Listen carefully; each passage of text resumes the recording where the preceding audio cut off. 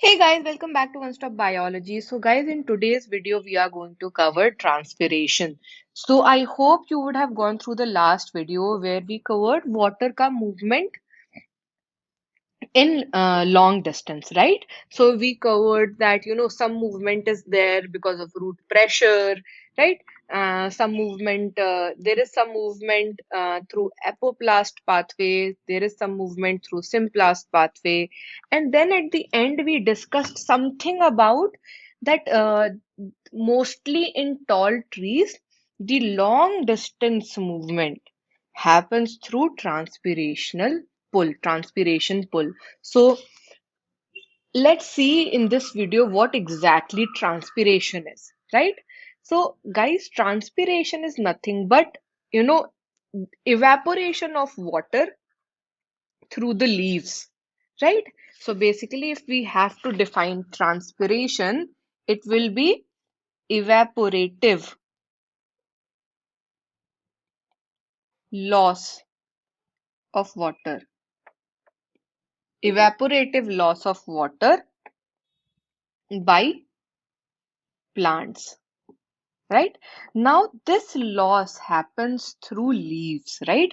And in the leaves, it happens through stomata, right? So now we know that transpiration is nothing but evaporative loss of water from the stomata which is present in the leaves. Right. Now, guys, besides this loss of water vapor in transpiration, there is exchange of carbon dioxide and oxygen in the leaf as well. That happens through stomata. So basically, stomata is not just responsible for transpiration, it is also responsible for exchange of gases like oxygen and carbon dioxide, right? So what happens is that normally the stomata are open in the daytime and they close during the night, right? Now, this immediate cause of the opening and closing of stomata is basically because of change in the turgidity of guard cell, right?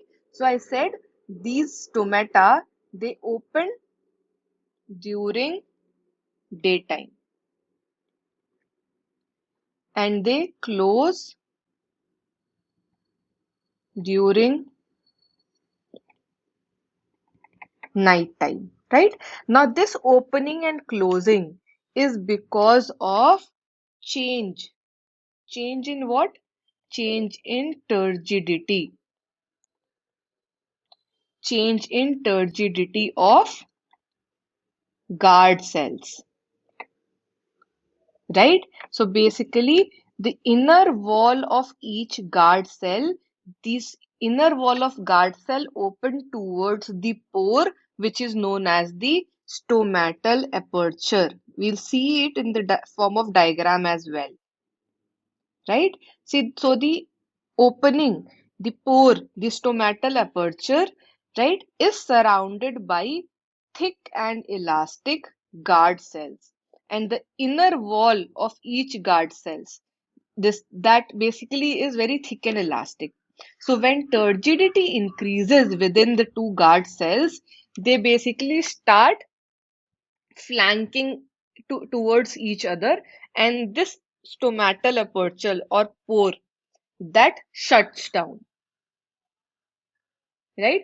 So what happens is that the wall of the of the guard cell that bulges out and that forces the inner wall into a crescent shape. Crescent shape is this, right?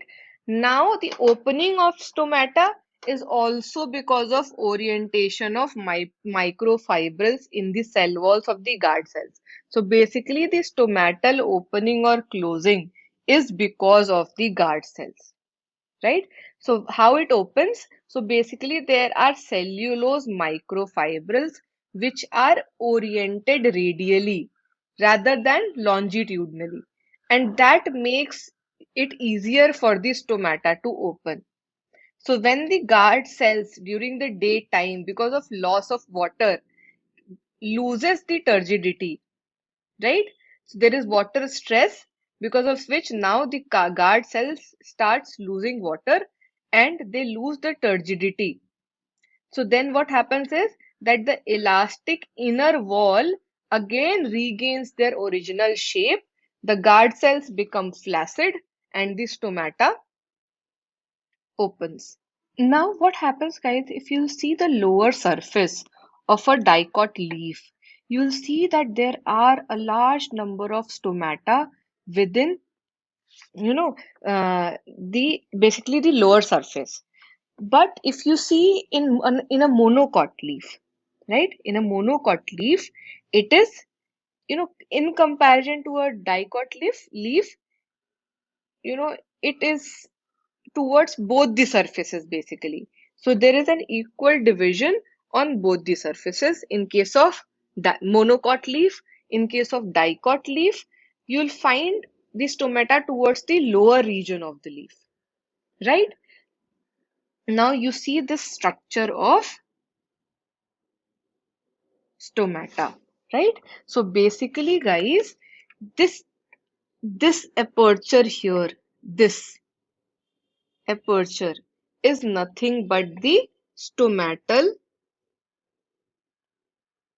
aperture. So that is the opening, right? Now this this cell that you see from both the sides, so basically covering the aperture from both the sides, are nothing but the guard cell. This is the guard cell, right? And here you'll see thread-like structure, right? So these are thread-like structures that you see inside the guard cells. These are the microfibrils which help the guard cell to be flaccid, and because of which the stomata opens. Right? Now, as I said, that the lower in the case of dicot leaf, you'll find all these stomata towards the lower surface of leaf, but in case of monocot leaf, you'll find that these stomata are present on both the surface, the upper as well as the lower surface. Now, guys, transpiration is affected by a lot of physiological factors, like it is affected by temperature, light, humidity, wind speed, right? So basically, the by transpiration, what I mean is, in simple words, what we can say is that the loss of water depends on a lot of physiological conditions, a lot of environmental conditions, right? So how greater is the light, right? How high or low is the temperature? How humid is the environment? And what is the wind speed? Now remember that these are what? These are basically the physiological or the environmental factors. Now there are plant factors as well that affect transpiration. Now what are the plant factors that affect transpiration? So the first one is the number of stomata which is present, right? So the number of stomata and the distribution of stomata on the leaves, right? So that is one factor. Then how many percent of stomata are open at that particular time, right? How many stomata are open? Then third is, what is the water status in the plant? Is the plant under water stress? Is is is the amount or quantity of water too much inside the plant, right? So that also depends. And then what is the canopy structure? Now, what does canopy means, guys? So basically, say in a forest, right? There can be various bigger trees, and then we can have smaller trees as well, right? And then we can have even more smaller trees, right? So this entire makes a canopy. Now, the canopy structure also affects transpiration. By that we mean that if you'll consider this tree in this canopy, basically, you'll see that since there is such a large tree present just beside this small tree will get less light, right? So the you know environmental conditions for this tree will be very different from that of the bigger tree, right? So because of that, the transpiration, in the smaller tree, and if you compare it with the bigger tree, will be different.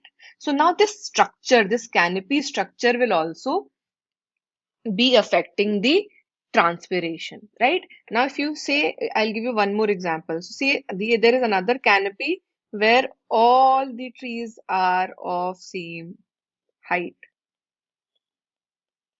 Now, here what happens?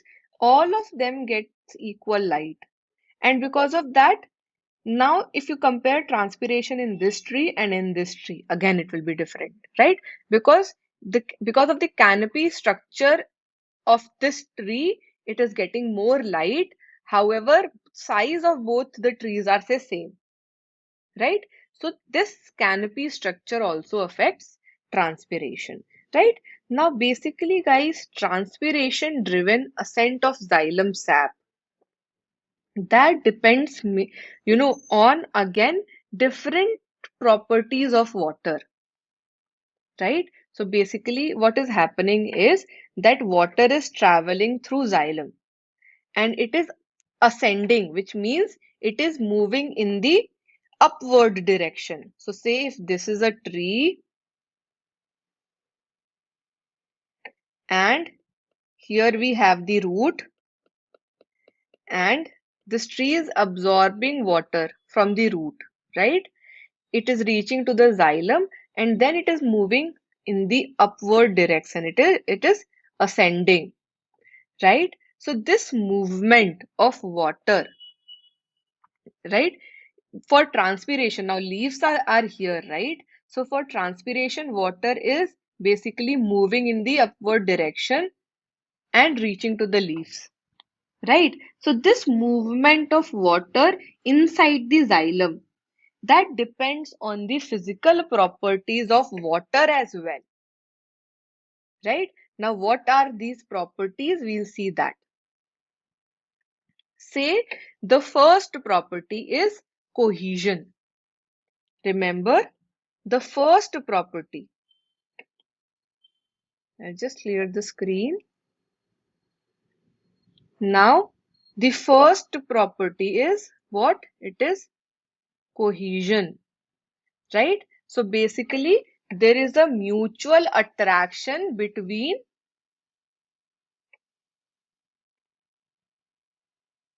water molecules itself, right? So by this, what we mean is that the water molecules, they are attracted towards each other, and that helps the water to ascend, to move forward, to move upward, right? So that is one thing. Now the second property is adhesion. Now what is adhesion? So that it is basically attraction of water molecules to polar surface. Say the elements, the trachyry elements which are present inside the xylem, right? So these water molecules are now attracted towards these trachyry elements as well, right? So there is one attraction between water molecules, and then there is an attraction between the water molecule, and say you consider this xylem as a pipe, the trachyry element as a pipe, and now these water molecules are also attracted towards the material that the pipe is made of, right? So now this is basically attraction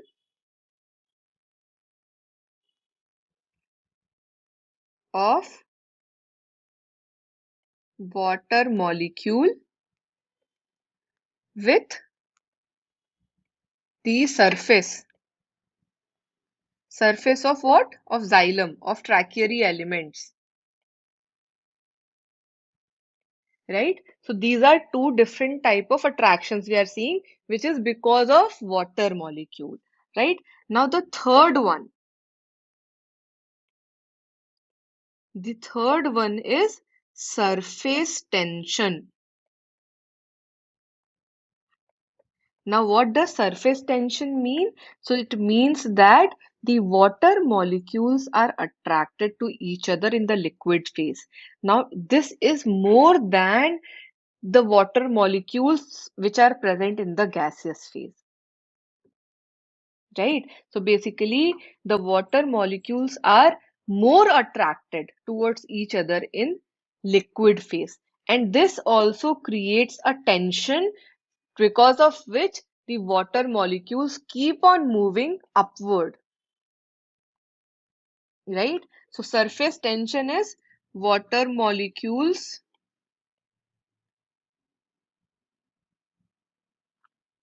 are attracted to each other in liquid phase more than the water in gas phase, right?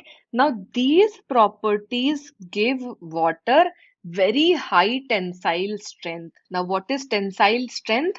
Basically, it is, ability of water to resist a pulling force, and it also gives high capillarity. What does capillarity means? Ability to rise in thin tubes, right? So I'll repeat it again and I'll write it as well, right? So what I said is that these properties, cohesion, adhesion, and surface tension, these properties give water two things. One is high tensile strength, high tensile strength.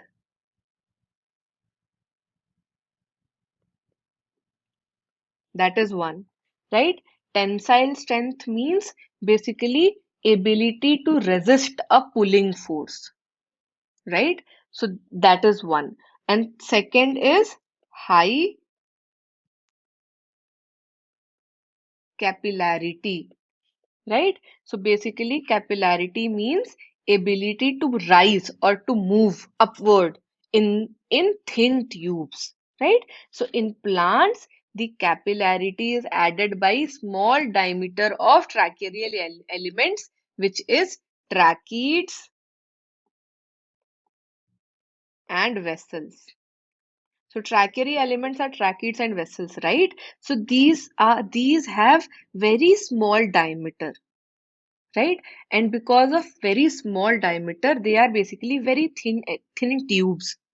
So because of high capillarity, water moves up, right? Now the process of photosynthesis also requires water, right? Now what happens is that the system of xylem vessels from root to the leaf vein can supply the needed water which is required for photosynthesis.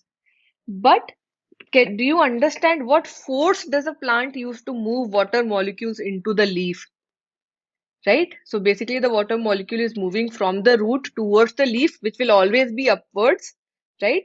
In the parenchyma cells, right? So basically as the water keeps on evaporating through the stomata, there is a thin film of water over the cells which is continuous. So a thin film of water is present in all the cells and it is continuous, right? Now this results in pulling of water. So basically what is happening is the leaves, because of loss of water from the leaves, they are pulling water upwards. Molecule by molecule, they are pulling the water upwards into the leaves from the xylem, which are present in the roots, right? So now, because of lower concentration of water vapor in the atmosphere as compared to the stomatal cavity and the intercellular spaces, the water diffuses into the surrounding air. The water is basically evaporating. And because of this evaporation, there is a pull which is continuously created, and the water is moving from the xylem towards the leaf in the parenchyma cells, right? So we'll see this in the form of diagram as well, right? This is the diagram. This is the water movement once it reaches the leaf, right? So here again in the leaf, you will have what? You will have xylem and phloem, right? So here we have xylem and we have phloem as well, right? Now what is happening is that there is diffusion of water, diffusion or say evaporation of water into surrounding air,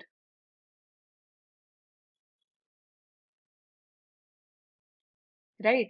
Now this is creating a tension, this is creating a pull, and what is happening is that this water is moving from the xylem towards the stomatal opening, right? So basically these are the stomatal pore, right? It is surrounded by what? It is surrounded by guard cells. And these are what? Palisade tissue, right? So what is happening is that the water is moving. Now see, so basically there is a continuous tension which is created in every cell because of the water evaporation, because of transpiration. It is creating a pull and the water is being, pumped up. You can say that it is being pumped up towards the stomata, right? So this, guys, is exactly the theory of cohesion, adhesion, surface tension. This is the transpiration pull that we were talking about in the last video, right? Now we'll see what is the relation between transpiration and photosynthesis as well, and then we will end up the video. So guys, what is the relation between, I suppose I said something about that, right? So basically, guys, transpiration has, a lot of purposes, right? So basically, what transpiration is doing is that it creates a transpirational pull for absorption and transport of plants, right? So it is creating a pull. It supplies water for photosynthesis. It transports minerals from soil to all part of the plants. That it cools leaf surfaces, right? So sometimes there is very high temperature, but still the plant survives, right? So that is because of evaporative cooling. And transpiration can even cool the surface up to 10 to 15 degrees, right? And then because of this transpiration, the plant is able to maintain that turgidity in the cell, and that is why they maintain the shape and structure that you see of the plant. So now you can imagine how important transpiration is, right? Now you also know that photosynthesis is a very, very important process, right? So say an actively photosynthesizing plant has a lot of need of water, right?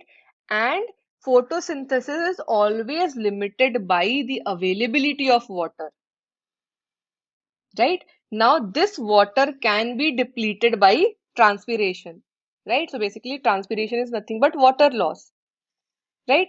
Now say the humidity of rainforest. Do you know why it is? So why rainforests are so humid? It is because of vast cycling of water from root to leaf to atmosphere and back to the soil. So what is happening is that the transpiration rate there is very high, right? And what happens is if the transpiration rate is very high, if the water is not available for the plant to use it, photosynthesis rate will become less, right? So a balance between transpiration and photosynthesis, right, is very, very important. Right? So guys, with this, we have finished with the topic, with the very important topic of transpiration as well. I hope you would have understood the topic. If yes, please do like it and share it with your friends. And if you have any doubt, please mention your doubt in comments of the video, or you can also message me on WhatsApp. But please do let me know how did you find the video. And guys, if you're new to the channel, please do subscribe to the channel and press the bell icon to get all the updates that I'll be posting on my channel. Thanks for watching this video, guys. See you in the next one. Take care. Bye bye.